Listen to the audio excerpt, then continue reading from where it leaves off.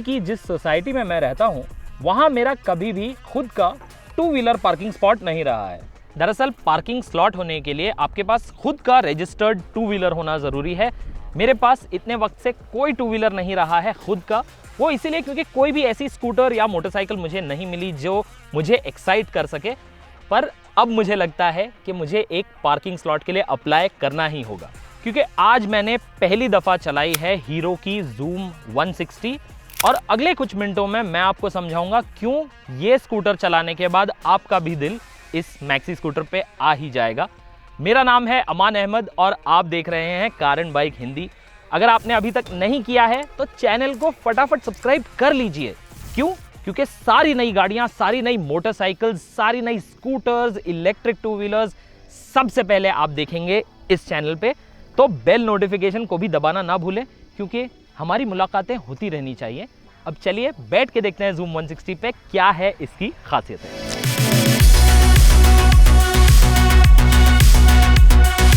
ऐसी स्कूटर खरीदने वाले क्या चाहते हैं? वो ये चाहते हैं कि लोग उन्हें रोड पे नोटिस करें और जूम 160 के साथ लोग आपको मुड़ मुड़ के देखेंगे। आज हमने इसे सुबह में पूना में चलाया। लोग काफ़ी कम थे सड़कों पे, पर काफ़ी लोगों ने मुड़ मुड़ के इस स्कूटर को देखा, और वो इसीलिए क्योंकि इसका रोड प्रेजेंस काफ़ी बढ़िया है। इस स्कूटर का साइज काफ़ी बड़ा है। लंबाई में ये यामाहा एरोक्स की जितनी ही है, पर चौड़ाई के मामले में और हाइट के मामले में ये एरोक्स से भी बड़ी है। तो जब रोड पे चलती है तो इसकी एक विजुअल प्रेजेंस अलग से ही पता चल जाती है। जो इसकी फ्रंट आइडेंटिटी है वो भी काफ़ी यूनिक है एक हीरो स्कूटर के लिए। इसमें आपको डुअल चेंबर एलईडी हेडलाइट मिलता है। इसका थ्रो वैसे ठीक ठाक लगा। आज हमने बहुत ज़्यादा समय के लिए इसके हेडलाइट को यूज़ नहीं किया, तो फुल रिव्यू में हम आपको बताएंगे इसका परफॉर्मेंस कैसा है, बट वैसे ये एक्सेप्टेबल मालूम हो रही है। और आप देख सकते हैं इसमें एक रेगुलर साइज विंडशील्ड लगा हुआ है। एक्सेसरी के तौर पे आप एक बड़ी विंडशील्ड भी लगवा सकते हैं थोड़े और पैसे चुकाकर। इस स्कूटर का जो मसल है, विजुअल मसल, वो आता है इसके व्हील्स और टायर्स की बदौलत। इस स्कूटर पे लगे हैं MRF ज़ैपर टायर्स, ब्लॉक पैटर्न वाले, तो उससे एक अलग ही विजुअल प्रेजेंस और इसकी स्टांस एनहांस हो जाती है। और इसमें लगे हैं 14 इंच के एलॉय व्हील्स जो काफ़ी स्टाइलिश भी लगते हैं और इस स्कूटर की पर्सनैलिटी को मैच करते हैं। हीरो ने वंस अगेन, जैसे हमने जूम 125 पे देखा था, मल्टीपल कलर्स का इस्तेमाल किया है। तो आपको इस स्कूटर पे ब्लैक भी देखने को मिलेगा, एक चैंपियन बेज कॉन्ट्रास्ट शेड भी मिलेगा, और फिर ये रेड पेंट जो आप देख रहे हैं। टोटल 4 कलर ऑप्शंस हैं, उनमें से सबसे स्ट्राइकिंग मेरे हिसाब से ये ही है। और इस स्कूटर में पीछे आप देखेंगे H बना हुआ है टेल लाइट से, जो आपको बताता है कि ये एक हीरो की स्कूटर है। जो एग्जॉस्ट है वो भी बड़ा है, चंकी मालूम होता है, इस स्कूटर की पर्सनैलिटी को सूट करता है। और ओवरऑल मुझे लगता है ये स्कूटर देखने में काफ़ी बेहतरीन है। जो एक मैक्सी स्कूटर से आप उम्मीद करते हैं उस उम्मीद पे ये खरी उतरती है। पर आपको कैसी लग रही है जूम 160 विजुअली, मुझे कमेंट्स में बताएं। अब चलिए इसके एर्गोनॉमिक्स और सीट कंफर्ट की बात करते हैं।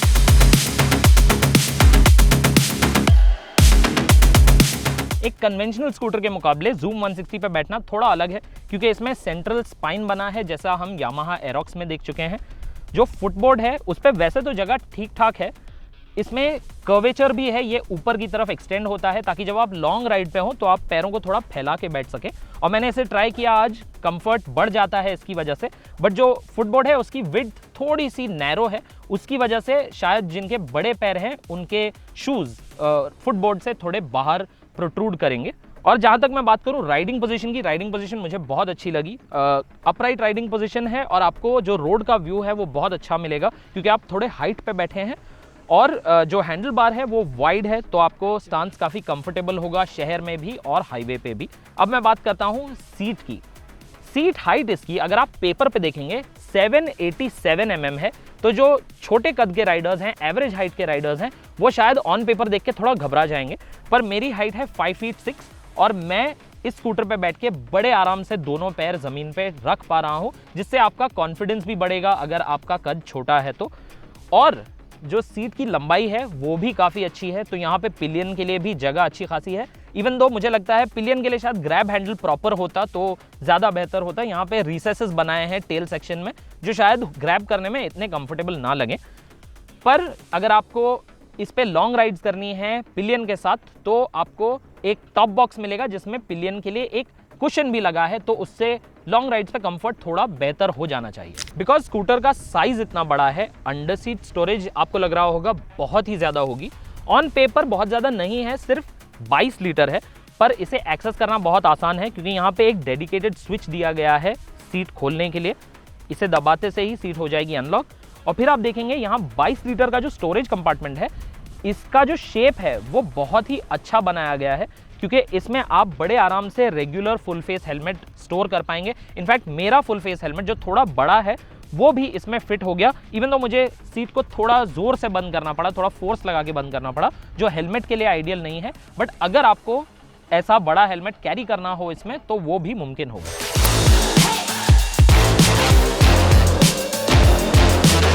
Zoom 160 के लिए हीरो ने कोई पुराने प्लेटफॉर्म का इस्तेमाल नहीं किया है।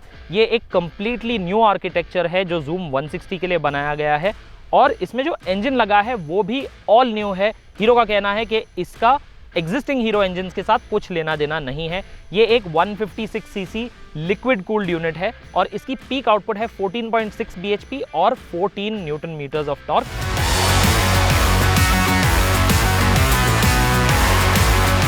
तो वक्त आ गया है फाइनली Zoom 160 को चलाने का और एक बार आपको सारे कंट्रोल से वाकिफ करा देता हूँ। लेफ्ट क्यूब पे आपके पास headlight, low beam, high beam का स्विच है और यहाँ पे पास स्विच दिया गया है। टर्न इंडिकेटर स्विच यहाँ पे है लेफ्ट में, हॉर्न का स्विच दिया गया है। राइट क्यूब पे आपको मिलेगा i3S जो इंटीग्रेटेड स्टॉप स्टार्ट सिस्टम है उसका स्विच और यहाँ पे आपका स्टार्टर बटन दिया गया है, बट किल स्विच यहाँ पे नहीं है। और नीचे आप देखेंगे यहाँ पे दिया गया है मल्टी फंक्शन लॉक जिससे स्कूटर स्टार्ट होता है। एक चीज़ जो मैं नोटिस कर रहा हूँ वो ये है कि इस स्कूटर का लो स्पीड पे भी बैलेंस बहुत ही अच्छा है। स्कूटर का वजन आपको पता नहीं चलेगा और वो इसीलिए क्योंकि इस स्कूटर का सेंटर ऑफ ग्रेविटी काफ़ी लो है। हीरो ने ध्यान रखा है इस बात का कि ये बहुत ज़्यादा बल्कि ना फील हो इसके साइज़ के बावजूद। और ये आप शहर में नोटिस कर सकते हैं। अभी जैसा आप देख सकते हैं मैं काफ़ी पतली गलियों में से निकल रहा हूँ, पर यहाँ पे भी स्कूटर काफ़ी कंफर्टेबल फील हो रही है। ऐसा बिल्कुल नहीं लग रहा कि इसका साइज़ थोड़ा डिफ़िकल्ट हो रहा है मैनेज करने में या इसका वेट डिफ़िकल्ट हो रहा है, ऐसा बिल्कुल भी नहीं लग रहा। काफ़ी इजी मालूम हो रही है ये शहर में राइड करने में। तो चलिए एक एक्सेलरेशन रन करके देखते हैं Zoom 160 पे कितना क्विकली जाती है ये 0 to 60 km/h। ये आपने देखा 25 से 30 की स्पीड पे इसने सडनली एक सर्ज लिया है और देखते ही देखते मैं 90 km/h तक पहुंच गया हूं। एक जो और मुझे इसकी चीज़ अच्छी लगी वो है इसका टर्निंग रेडियस, काफ़ी टाइट है इतनी बड़ी स्कूटर के लिए।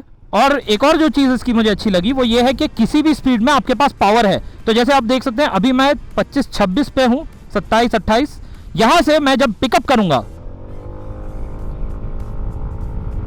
तो यहाँ से 60 और फिर कॉन्सिक्वेंटली 80 तक पहुँचने में स्कूटर को ज़्यादा वक्त नहीं लगता। पावर डिलीवरी काफ़ी अच्छी है, लो रेंज अच्छा है ही बट इसका मिड रेंज काफ़ी स्ट्रॉन्ग है। हाईवे पे आपको अच्छी परफॉर्मेंस मिले इसीलिए इसे ऐसे कॉन्फ़िगर किया गया है। आप देख सकते हैं इको मोड दिखाता है यहाँ पे, जब तक आप 50 की स्पीड के नीचे रहें तो इको फ्लैश होता है, ये दिखाने के लिए कि फ्यूल एफिशिएंसी को इंपॉर्टेंस दी जा रही है, प्रायोरिटी दी जा रही है। 50 के आगे वो इको का इंडिकेटर गायब हो जाता है। अगर मैं बात करूं डिजिटल क्लस्टर की तो लेजिबिलिटी वैसे ठीक है, स्पीड मुझे साफ साफ दिख रही है, पर जो बाकी जितना भी डेटा है वो सब काफ़ी छोटा है और पढ़ने में थोड़ा डिफ़िकल्ट है। जिस दिन पूरी धूप निकली होगी वैसे दिन पे इसे पढ़ पाना थोड़ा और मुश्किल होगा। एक फुल स्पीड एक्सेलरेशन रन करके देखते हैं किस स्पीड तक हम पहुंच पाते हैं।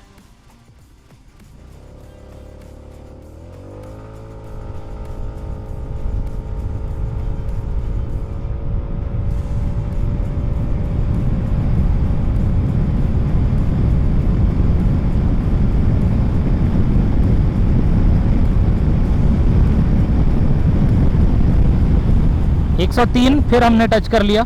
इसका जो 156 सीसी लिक्विड कूल्ड इंजन है इससे पावर डिलीवरी आपको काफ़ी अच्छी मिलती है। लो एंड रिस्पॉन्स तो अच्छा है ही बट जो इसका मिड रेंज है वहाँ सबसे ज़्यादा मज़ा आता है क्योंकि जो पंच आपको मिलती है 25 km/h की स्पीड के बाद वो एक अलग ही लेवल की है, एडिक्टिव लगती है एक पॉइंट के बाद। और टॉप एंड वैसे ठीक है पर इसे चला के आप ये तो समझ ही जाएंगे कि इसे एक तरीके से टूरिंग के लिए, लॉन्ग डिस्टेंस राइडिंग के लिए कॉन्फ़िगर किया गया है, क्योंकि पावर डिलीवरी इसकी वैसी ही है कि आप मिड स्पीड्स पे काफ़ी आराम से क्रूज़ कर पाएंगे। मुझे लगता है अगर आप लॉन्ग डिस्टेंस राइडिंग करेंगे स्कूटर पे तो दिन भर आप 60, 70, 80 की स्पीड आराम से मेंटेन कर सकते हैं, क्योंकि ये स्कूटर काफ़ी स्टेबल भी मालूम होती है, प्लांटेड मालूम होती है। जो 14 इंच के व्हील्स हैं उससे आपको कॉन्फिडेंस भी मिलता है, और जो टायर्स की चौड़ाई है और ग्रिप है उससे भी आपके कॉन्फिडेंस को बूस्ट मिलेगा। और जो इसका ओवरऑल राइडिंग एक्सपीरियंस है वो मैं कहूँगा फुलफिलिंग है, एन्जॉयबल है और एक तरीके से एक्साइटिंग भी है। इसकी ब्रेकिंग परफॉर्मेंस भी काबिल तारीफ़ है। आगे डिस्क है और सिंगल चैनल ABS है। मैं आपको एक बार रुक के बताता हूँ हाई स्पीड से कैसा है इसका रिस्पॉन्स।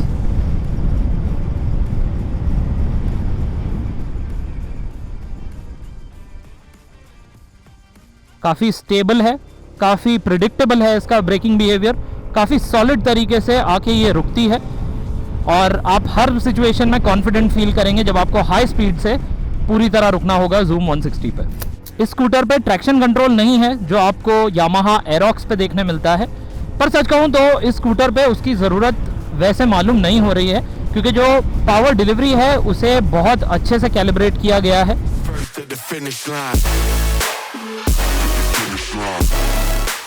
आप देख सकते हैं अभी मैं जहाँ पे हूँ, ये जगह को सड़क तो नहीं कह सकते ये इतनी उबड़ खाबड़ है, इतनी टूटी हुई है, पर इस पे Zoom 160 बड़े आराम से चल सकती है। ये मैं आपको अभी दिखा देता हूँ। काफ़ी बड़े बड़े पत्थर हैं यहाँ पे, पर आप देख सकते हैं कि ये स्कूटर काफ़ी कॉन्फिडेंटली निकल सकती है Zoom 160 ऐसे रास्तों से भी। थोड़ा बाउंसी हो जाता है सस्पेंशन ऐसे स्ट्रेचेस पे, पर आप फिर भी कंफर्टेबली चला पाएंगे इसे। काफ़ी बैलेंस लगती है ये ऐसी कच्ची सड़कों पे भी। यहाँ पे भी आप देख सकते हैं इस रास्ते पर काफ़ी बड़े बड़े पत्थर हैं, पर Zoom 160 इनसे भी काफ़ी आसानी से निपट लेती है। इसमें इतनी पावर है कि ये टीले पे भी चढ़ जाती है आराम से। ट्रेल्स पे भी आप इस स्कूटर को ले जा पाएंगे मुझे लगता है, और किसी स्कूटर पे शायद आप इतना कॉन्फिडेंट फील नहीं करेंगे। ये जो सरफेस है ये बहुत ही ज़्यादा ट्रिकी है, पर Zoom 160 के लिए ये ख़राब सड़क भी कोई बड़ी चैलेंज नहीं है। काफ़ी कंफर्टेबली इस रास्ते पर भी ये चल रही है।